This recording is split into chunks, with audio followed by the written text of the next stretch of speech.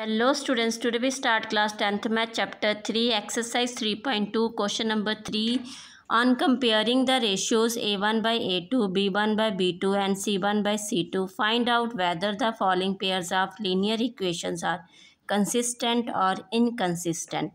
आपको बेटा ratios compare करके बताना है कि आपके पास जो लाइंस हैं ये कंसिस्टेंट हैं कि इनकंसिस्टेंट। ठीक है, कंसिस्टेंट लाइंस वो होती हैं जो हमें सॉल्यूशंस देती हैं, इनकंसिस्टेंट लाइंस वो होती हैं जिससे हमें कोई भी सॉल्यूशन नहीं मिले।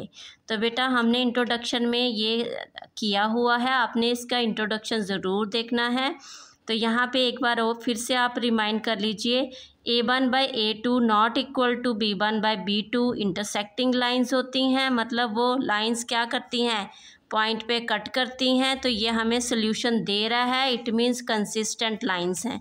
सेकेंड वाला a1 by a2 is equal to b1 by b2 is equal to c1 by c2 coincident lines हैं और ये कंसिस्टेंट होता है। जैसे ये लाइंस आ गई ही, इसके ऊपर ही दूसरी लाइन आ गई आपके पास। ठीक है, तो मतलब ये आपस में लाइंस क्या कर रही हैं, टच कर रही हैं, तो ये हमें इनफाइनाइट मैनी सॉल्यूशंस दे रही हैं, तो ये कंसिस्टेंट हो गया।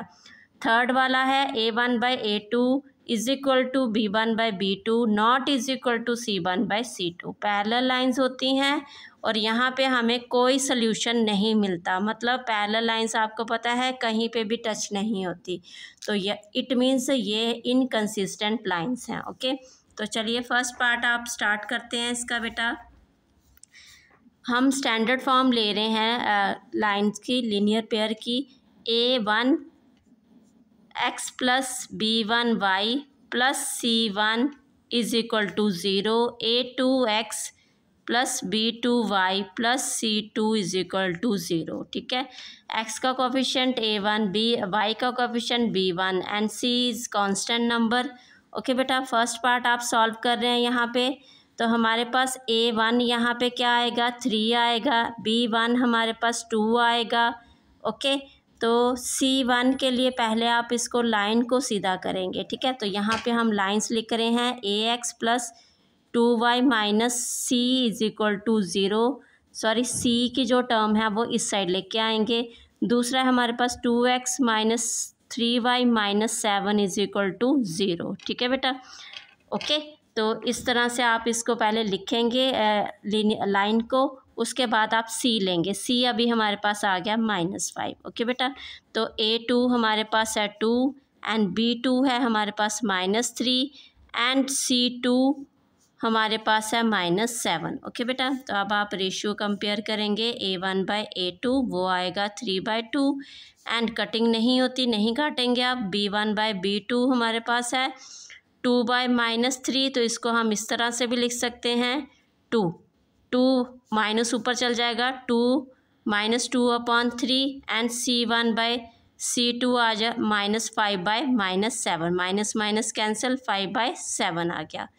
ओके बेटा, क्लियर है। तो अभी आप देखेंगे, आप कंपेयर कर रहे हैं, यहाँ पे आप a1 बाई a2 देखिए 3/2 है और यहाँ पे b1 बाई b2 हमारे पास -2/3 है, तो 3/2 नॉट इज इक्वल टू -2/3। ठीक है, फर्स्ट वाला ही हमें जो है यहाँ से सोल्यूशन मिल रहा है कि ये इंटरसेक्टिंग लाइन है, a1 by a2 not is equal to b1 by b2। तो ये कौन सी लाइन्स हुई आपके पास, इंटरसेक्टिंग लाइन। तो आप लिखेंगे these lines are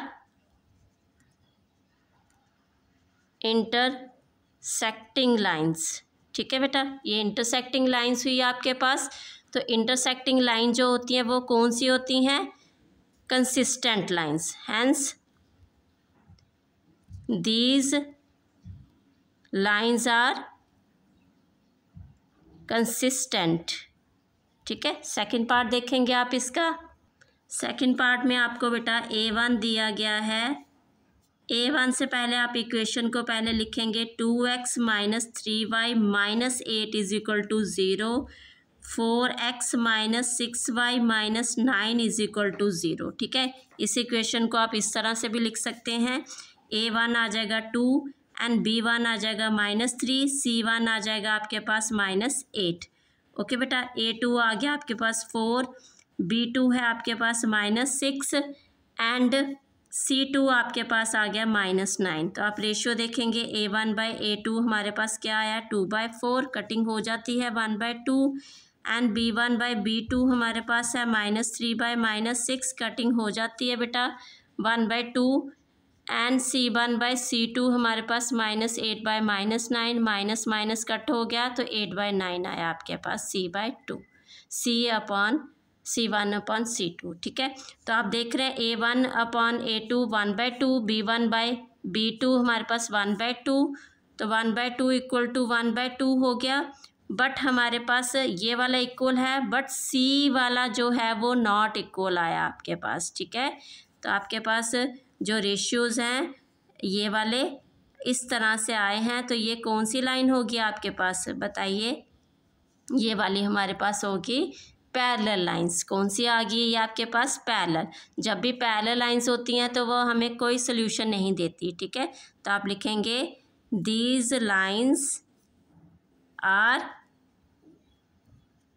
parallel lines. ठीक है, ये पैरेलल लाइंस हुई, hence these lines are inconsistent। ठीक है बेटा, ये कौन क्या दिया इन्होंने हमें? ये इनकंसिस्टेंट लाइंस है, मतलब यहाँ पे हमें कोई सोल्यूशन नहीं मिला। ओके, तो थर्ड पार्ट देखेंगे आप इसका। थर्ड वाला पार्ट है बेटा 3/2x + 5/3y = 7, 9x - 10y = 14। तो सबसे पहले हम इस इक्वेशन को जो इसके डिनोमिनेटर हैं उसको हम क्या कर रहे हैं? सॉल्व कर रहे हैं इसको। ठीक है, तो हमने इसका क्या लिया बेटा? एलसीएम लिया। 3 2 ज़ा कितना हो गया? 6 हो गया। 3 यहाँ पे आ गया, 3 3 ज़ा 9x हो गया और 5 2 ज़ा 10y हो गया। ठीक है बेटा, ये 7 आ गया। अब आप करेंगे 9x + 10y और ये 6 इधर जाके मल्टीप्लाई हो जाएगा, 6 7 ज़ा 42। ओके बेटा, ये आ गया आपके पास 9x + 10y - 42 = 0। ये इक्वेशन हमारे पास आ गई। दूसरी इक्वेशन दी है 9x - 10y, इस 14 को इस साइड ले आए, -14 = 0। ठीक है बेटा, अब आप A1 लेंगे, यहाँ से A1 हमारे पास आ जाएगा 9 एंड B1 हमारे पास 10 एंड C1 हमारे पास आ गया -42। ठीक है, -42।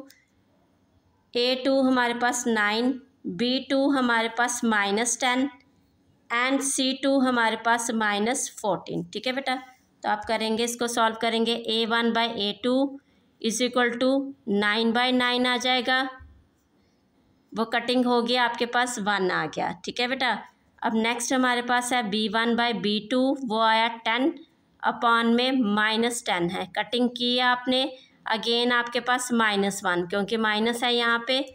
C1/C2 है हमारे पास -42 अपॉन में है -14, तो आपने ये कटिंग की, माइनस माइनस भी कट हो गया, 3 आ गया, 14 3 ज़ा 42। ठीक है बेटा, ये आपके पास आ गया।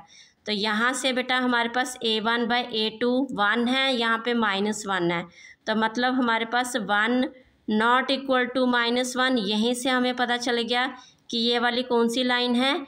इंटरसेक्टिंग लाइंस आ गई है। कौन सी? तो आगे का हमें C वाला लेने की ज़रूरत नहीं है, तो यहीं से हम बता देंगे। तो ये कौन सी लाइंस है? दीज लाइंस आर, आप लिखेंगे these lines are intersecting lines,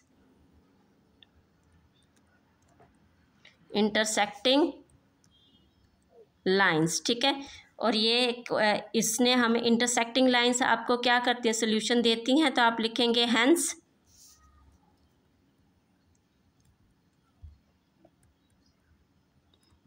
these lines are consistent. Okay, अब आप इसका फोर्थ पार्ट देखिए। फोर्थ पार्ट में आपको दिया गया बेटा 5x - 3y - 11 = 0, -10x + 6y और ये माइनस इधर जाके प्लस हो जाएगा, 22 = 0, A1 आपके पास 5 आया, B1 आपके पास -3 आया, C1 आपके पास -11, A2 आपके पास -10, B2 आपके पास 6 एंड C2 आपके पास 22। ओके बेटा, तो आप करेंगे इसके रेशियोज सॉल्व करेंगे। A1/A2 आपके पास 5 / -10 कटिंग किया आपने, माइनस ऊपर चल गया, 1/2 आ गया। B1/B2 आपके पास है -3/6 कटिंग किया आपने, अगेन -1/2 आ गया। C1/C2 आपके पास -11 22 कटिंग किया आपने बेटा, -1/2 आ गया। ठीक है, तो आपके पास -1/2 -1/2 -1/2, तो मतलब हमारे रेशियो जो हैं तीनों के क्या आ गए, इक्वल आ गए। तो इट मीन्स ये कौन सी लाइंस होगी, जब तीनों के रेशियो इक्वल्स आते हैं कौन सी लाइंस होती हैं, कंसिस्टेंट लाइंस और कोइंसिडेंट लाइंस। ठीक है बेटा, कौन सी लाइंस होती हैं, ये कोइंसिडेंट लाइन। तो आप लिखेंगे these lines are coincident lines. ठीक है, अगर कोइंसिडेंट लाइंस होती हैं तो वो हमें कौन सा सोल्यूशन देते हैं, वो हमें कंसिस्टेंट वो सोल्यूशन देते हैं, इनफाइनाइटली मैनी सोल्यूशन। तो hence the pair of linear equation is consistent. Okay बेटा, अब आप नेक्स्ट इसका, ये हमारा 4th पार्ट हुआ, अभी आप 5th पार्ट करेंगे। 5th पार्ट में हमारे पास 4/3x है प्लस 2y और = 8। तो बेटा आप इसको सॉल्व करेंगे। पहले आप ले रहे हैं यहाँ पे इसका एलसीएम लिया हमने, 3 लिया, 4x प्लस 3 2 क्या आ जाएगा 6y = 8, 4x प्लस 6y और 3 इधर जाके मल्टीप्लाई हो जाएगा 24, 4x plus 6y minus 24 = 0। Second equation है बेटा हमारे पास, ये देखिए 2x है प्लस 3y और ये 12 इस साइड आ जाएगा -12 = 0।